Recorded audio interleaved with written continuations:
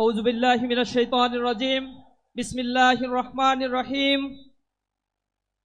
শহীদ আব্দুল মালেক ভাইয়ের স্মৃতি বিজড়িত আজকের এই ঐতিহাসিক সোহরাওয়ার্দী উদ্যানে বাংলাদেশ জামাত ইসলামীর উদ্যোগে আয়োজিত আজকের এই মহাজাতীয় সম্মেলনে আমাদের মাঝে প্রধান অতিথি হিসেবে উপস্থিত রয়েছেন মানবতার মুক্তির আন্দোলন বাংলাদেশ জামাত ইসলামীর সংগ্রামী আমির ডক্টর শফিকুর রহমান সহ অন্যান্য জাতীয় নেতৃবৃন্দ, সম্মানিত সাংবাদিক বন্ধুগণ, উপস্থিত আজকের এই লাখো লাখো জনতা, আসসালামু আলাইকুম ওয়া রাহমাতুল্লাহি ওয়া বারাকাতুহু।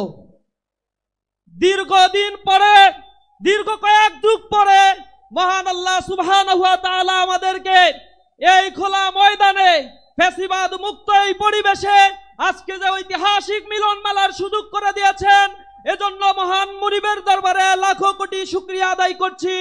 রব্বানা লাকাল হামদ হামদান কাসীরান তাইয়িবান মুবারাকান ফীহ। সংগ্রামী উপস্থিতি, আজকে যে 7 দফা দাবি নিয়ে জামাত ইসলামীর মহাসমাবেশের আয়োজন হয়েছে, ইন্টারিম গভর্নমেন্টের কাছে বিনীতভাবে অনুরোধ জানাই তারা অনতি বিলম্বে গণ এই দাবি মেনে নিয়ে একটি সুষ্ঠু নির্বাচনের ব্যবস্থা করবেন। জুলাই এই আন্দোলন যাদের পাটাতনের উপরে দাঁড়িয়ে এই নব বাংলাদেশ বিনির্মাণের স্বপ্ন আমরা দেখছি, এই বাংলাদেশের সেই জুলাই যোদ্ধা শহীদ পরিবারগুলোর পুনর্বাসন, আহত পঙ্গুত্ব বরণকারী ভাইদের পুনর্বাসন করতে হবে। পাশাপাশি জুলাই ঘোষণাপত্র অনতি বিলম্বে সংবিধানের অন্তর্ভুক্ত করতে হবে এবং এই জুলাই মাসেই জুলাই ঘোষণাপত্র দিতে হবে। সংগ্রামী উপস্থিতি, এই আন্দোলনের সূতিকাগার সূত্র যেখান থেকে হয়েছিল এই ক্যাম্পাসগুলোতে আমরা দেখেছি, ক্যাম্পাসে বিগত ফ্যাসিবাদের আমলে শিক্ষা ব্যবস্থাকে ধ্বংস করে দেওয়া হয়েছে।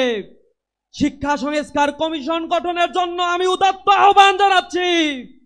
পাশাপাশি আমি আহ্বান জানাচ্ছি, প্রিয় বন্ধুগণ, আগামীর নির্বাচনে আগামীর বাংলাদেশ বিনির্মাণের জন্য এক সুবর্ণ সুযোগ আমাদের সামনে এসেছে। এই সুযোগ যেন আমরা হেলায় খেলায় না হারাই।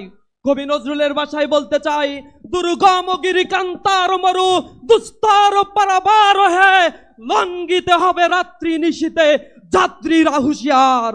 আমাদের সজাগ থেকে দৃঢ় কদমে আগামীর বাংলাদেশকে গড়ে তোলার জন্য সর্বশক্তি বিনিয়োগ করতে হবে।